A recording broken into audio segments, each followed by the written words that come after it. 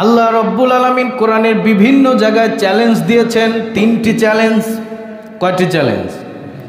সূরা বনী ইসরাঈলের 88 নম্বর আয়াতে আল্লাহ রব্বুল আলামিন প্রথম চ্যালেঞ্জ করলেন।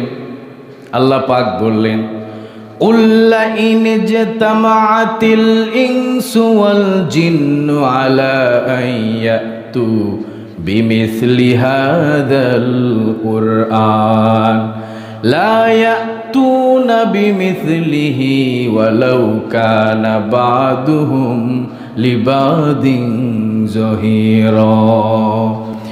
আল্লাহর রসুলকে আল্লাহ পাক বললেন, হে রসুল, মানুষ যদি এটা সন্দেহ করে যেটা তুমি বানিয়েছো, তাহলে তাদেরকে বলো, তোমরা যদি কোরআন সম্পর্কে সন্দেহ করো তাহলে এমন একটি কোরআন তোমরা বানিয়ে দেখাও। আর এই কোরআন বানানোর জন্যে দুনিয়ার সব মানুষকে তোমরা তোমাদের সহযোগী হিসেবে নাও। একজন আরেকজনকে সহযোগিতা করে সবাই মিলে যদি পারো তাহলে এমন আরেকটি কোরআন তোমরা বানিয়ে দেখাও। আল্লাহ রব্বুল আলামিন যখন সমস্ত পরিপূর্ণ একটি কোরআন বানানোর চ্যালেঞ্জ করলেন, কাফেরেরা সেই চ্যালেঞ্জটি গ্রহণ করতে পারে নাই। সূরা হুদের 23 নম্বর আয়াতে আল্লাহ পাক বললেন, আম ইয়াকুলুনা ইফতারা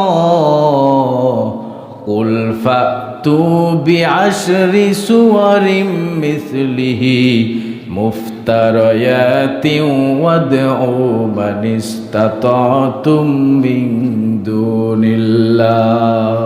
সম্পূর্ণ কোরআন বানাতে হবে না, কোরআনের সূরার মতো যে কোনো 10টি সূরা বানিয়ে দেখাও।